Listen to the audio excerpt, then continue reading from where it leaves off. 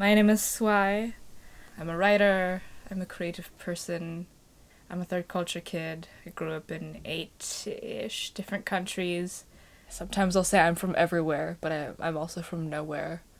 I'm from all the places that made me feel at home. I'm from all my friends who made me feel at home. But if you really want the practical details, my father's French, my mother's Vietnamese. There's some Italian in there. My great grandmother lived in Uruguay for a while. A third culture kid is someone who's grown up outside their parents' culture, and their life was likely characterized by moving to different countries, by being uprooted by upheaval, sense of belonging or not belonging, loss of friendships because of that. The places that have made me feel the most at home would probably be Uzbekistan or Shanghai or Ghana. Or here. Here is starting to feel like home a lot too. If I really want someone to get to know me without having to say anything, I would get them to come here and have a look. So this used to be my grandmother's, not study, but her library, which is why half of these books aren't mine. And so a lot of things like on this whole side of the wall are hers. So it's been kind of a process to appropriate it for myself and make it my own space. I think I've done a decent job of it. Confinement was really nice for that. Every country I live in, I always see myself changing.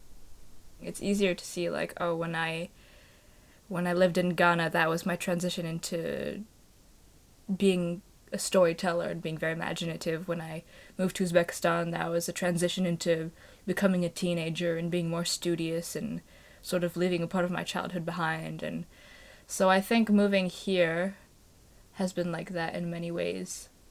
That's when I wrote a lot of poems about my experiences, my joys, and also my traumas of moving around all these countries and constantly being uprooted and losing friends, but also the dépaysement of living in France as a person who's supposed to be French.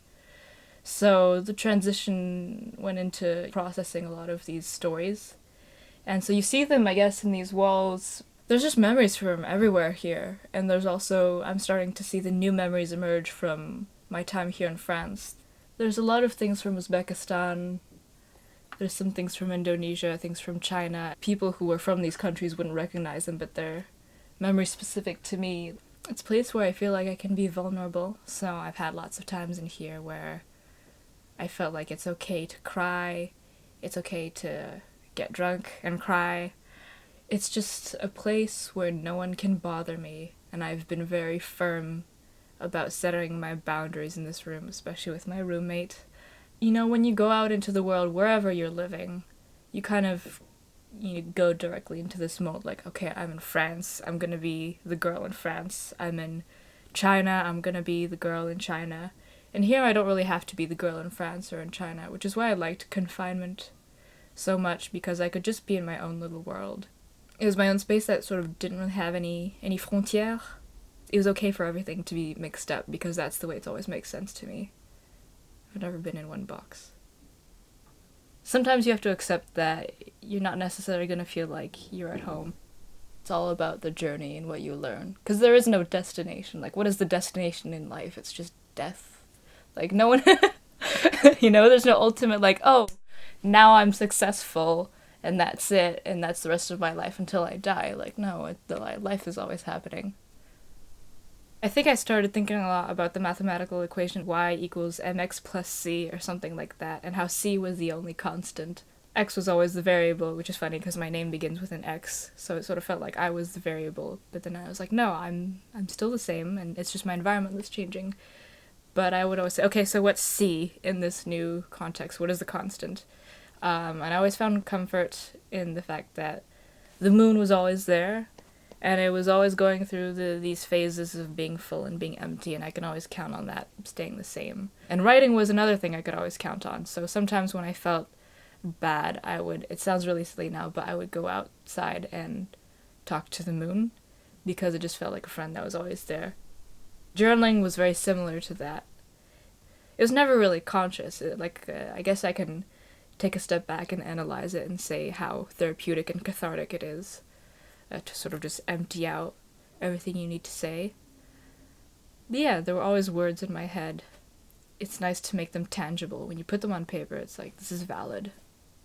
Sometimes it doesn't really matter whether you're sharing it with other people, because it's just nice to say them out loud. It's just like the more you make them tangible, the more you dimensionalize them, you make them 3D, the more you realize you're creating this space for yourself, and that it's okay to feel the way that you feel about things.